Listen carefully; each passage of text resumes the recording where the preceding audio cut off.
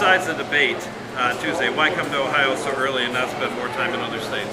Well, I believe you have to go everywhere, and I mostly believe we need to win back those states in the presidential election that we lost in 2016. And those are states like Ohio, Pennsylvania, Michigan, Wisconsin, Iowa. I call it the blue wall of states, and I have promised our people in the Midwest that I'm going to build that blue wall and make President Trump pay for it.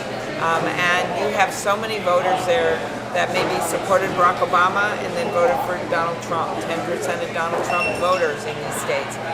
And I think they want to come back. They are tired of the broken promises about health care costs, that he would do something about it, and he did. He would do something about building infrastructure, he didn't. And he certainly has coarsened the tone of our politics. And we want to go back to a point where we treat each other with decency at the Thanksgiving table, but also at the congressional negotiating tables. Great. And for Ohioans that may not know you, what are some of the issues most important to you? Well, I'm from the Midwest. I think that's pretty important to have a voice from the heartland. I come from a humble background. My grandpa was an iron ore miner, and my dad a newspaper man, my mom a teacher, a lot different than Donald Trump. And because of that, I really focused on economic issues to have people's back.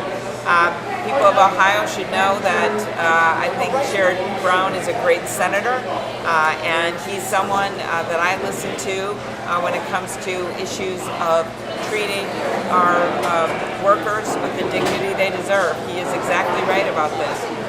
We need to make sure that people that go into the jobs that we need them to go into, everything from plumbing to construction trades to x-ray technicians, that they have enough money to be able to support their families and be able to raise their families and get child care and send their kids to school, you name it.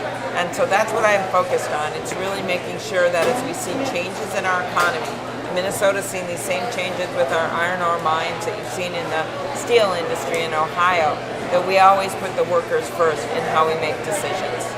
Okay, and you say a bipartisan effort is the best chance of winning. How will you reach across the aisle and appeal to those not happy with the Republican Party? Sure, well, there are a lot of people not happy with Donald Trump right now, and so I say welcome.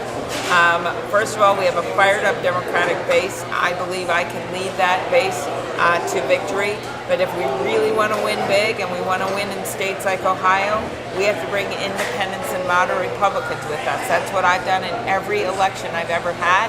And it makes me a unique candidate up there on that stage. Great. And last question. In May, you rolled out a $100 million plan to combat drug and alcohol addiction. How will that help Ohio, which is in the midst of the opioid epidemic? The stories in Ohio are heartbreaking, and I am horrified by what these pharmaceutical companies have done that got people hooked on opioids. I believe they should be paying for treatment, and they should be paying for the help that people need. We literally found emails where one of the pharmaceutical executives that made opioids, they said, oh, keep pushing them out. It's like Doritos to them. What he's saying is that they want to keep people addicted to opioids, and that has meant deaths that should never have happened all over Ohio, entire families torn apart.